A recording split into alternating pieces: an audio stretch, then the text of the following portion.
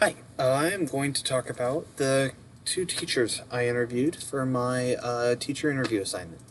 So, I interviewed the first person I interviewed was my calc teacher, Chris Van Sickle. Mr. Van Sickle taught me Calc 1 and Calc 2 my junior and senior year, and he was also my Scholars Bowl coach for close to 4 years. So the first question I asked him was why he chose to teach and why he chose secondary math. And he told me a story about how in high school he often had to teach one of the physics classes, which was a big step for him. He that's where he discovered his passion for teaching. However, out of college, he became an engineer. Um, and a few years into that career, he realized that he thought he could better serve the world as a teacher, um, and perhaps even inspire some other students to take up engineering.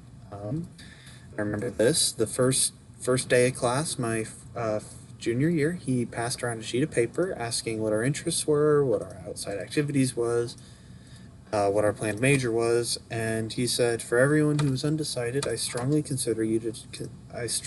encourage you to consider engineering."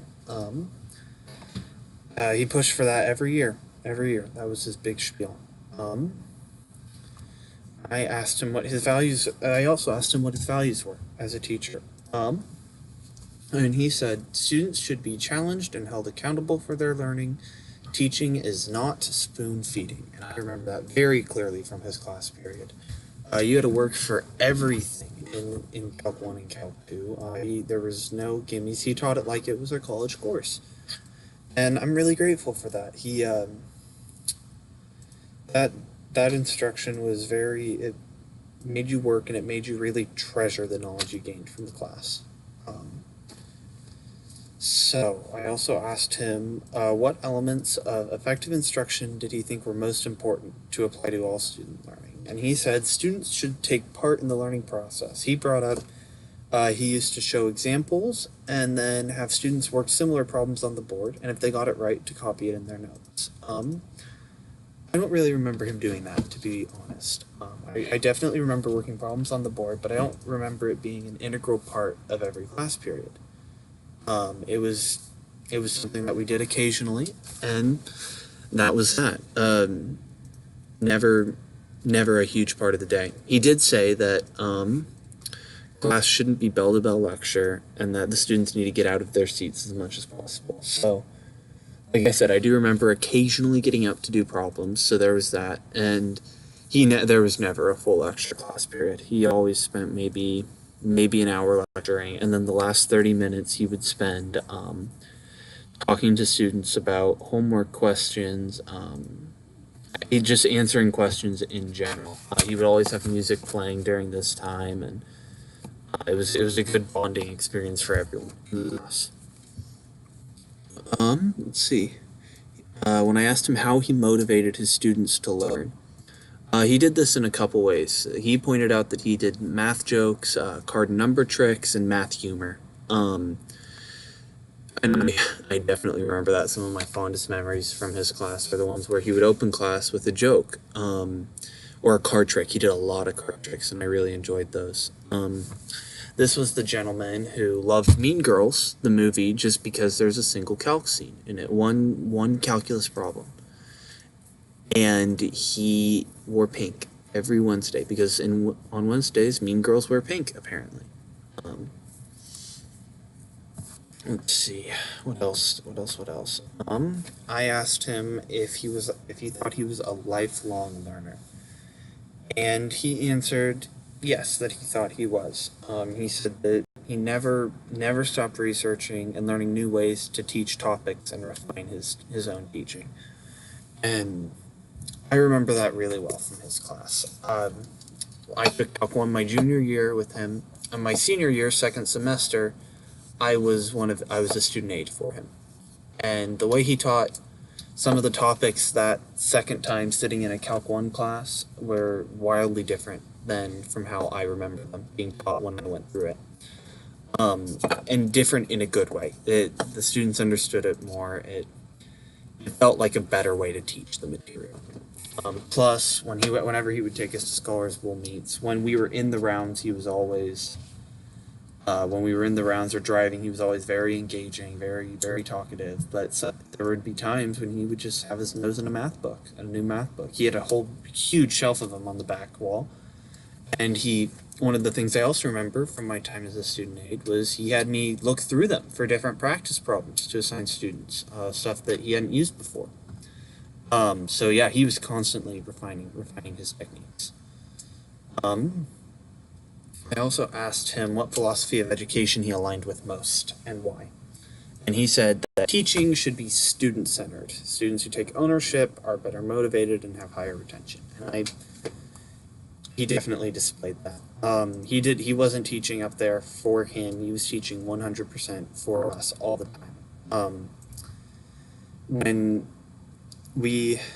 he put himself through, probably when AP test season came around, he put himself through close to 5 extra hours of work every week just to prep the few 10 students who would take the AP test. He made problem packets for them,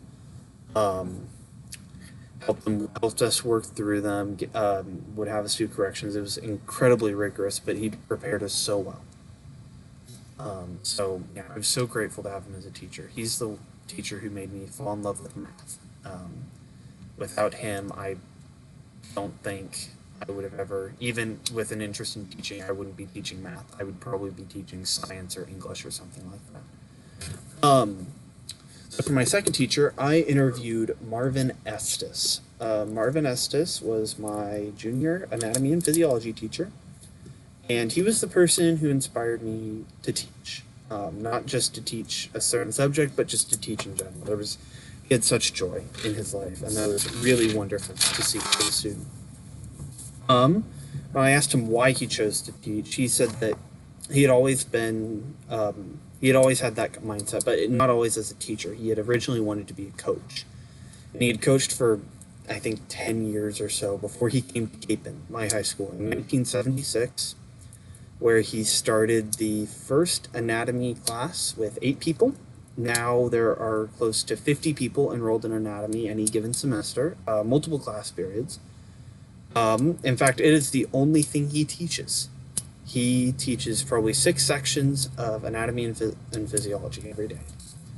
He's also our track coach, one of our track coaches. I asked him what his values as a teacher were, and he said he believed that every kid has genius, and that he just needs to help them find out what that genius is. And I very much remember that. He had so many different assignments in the class. No matter what, you were bound to find something in there. He was always making you think in different ways, always making you try new things. It was very challenging, but it was 100% worth it. Let's see. I asked him what elements of effective instruction were most important to apply, and he said it all needed to be kid-centered. The kids had to discover the aha moment. Project-based learning was a big thing with him. I don't really remember that, but we did do things like dissections, and lots of dissections where even though they were guided, we would still have some time to explore at the end. And he would also give us a lot of labs where we kind of had to write our own procedure, come up with our own hypothesis, really design it from scratch. So that was really interesting. He said we have to guide, but we just have to guide, but they can't take over. It's longer, but it's more meaningful. So I also asked him where he thought how he should motivate kids, and he said the motivation has to come from inside them. He has to be enthusiastic. The phrase he said was important stuff, and I remember that from my time in his class. He always would, if we were getting distracted, he would say, "Hey guys, this is important stuff. Focus up here." And more times than not, that was enough to get us focused in. That was all he really needed. Let's see. I asked him if he was a lifelong learner, and he said he was. He thought he was, but not a very good one. He said he read the news, watched 60 Minutes. I disagree with this statement. He was an incredibly talented lifelong learner. He would devote entire class periods to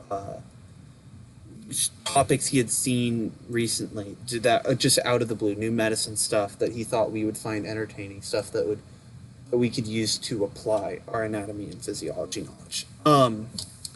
There was one class period where a girl asked him a question. She was getting a lot of questions about a subject that wasn't anywhere near the scope of the class, and wasn't anything close, but still anatomy and physiology related. So it would have fit better in an AP bio class. But he took an entire class period out of his day, the next class period, and he gave an entire presentation over that material. Just he didn't test over it, but the students were curious, so he gave that lecture, and that was really powerful. That sticks with me still. So finally, I asked him what philosophy of education he aligned with most and why, and he didn't really answer it. He didn't. He said that he didn't think he had one best. He was a little eclectic. He said that we should just choose what is best for our personality and go from there. If I had to choose for him, I think he would be more on the progressive side of things. He was very, just like I said, very project based, and he was so flexible and so willing to work with everyone to make sure they were challenged and that they were getting the absolute most they could from this class. So those were the two teachers I interviewed. I did email a third, but I never heard back from her. So that was a bit of a disappointment, but it's okay. This was a very powerful assignment for me. I was able to narrow down a lot of what I want to do in the future as a teacher. I think I've been wondering how we can apply some of the stuff that we've been learning in my Fundies of Ed classroom to a math classroom, a calc classroom, and talking to my old calc teacher and talking to the gentleman who inspired me to teach. That gave me some really solid steps I can use as jumping off points, stuff I can use to further my own career. So that was my experience. I was very grateful for the opportunity, and it was good to catch up with these old teachers again. Thank you.